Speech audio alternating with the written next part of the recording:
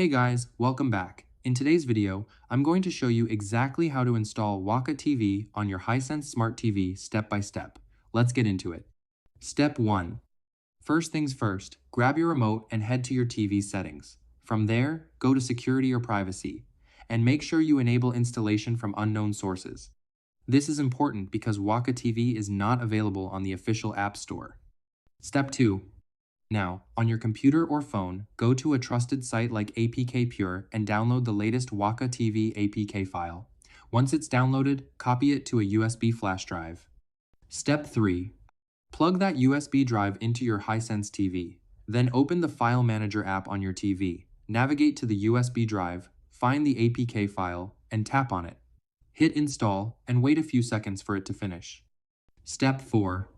Once installed, you'll find WAKA TV in your apps list. Open it, then either sign in to your existing account or create a new one using your email or phone number. New users get a 7-day free trial, no card needed.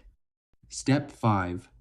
And that's it! You now have access to over 280 live channels and 80,000 plus movies and series, all in one app. Pretty awesome, right?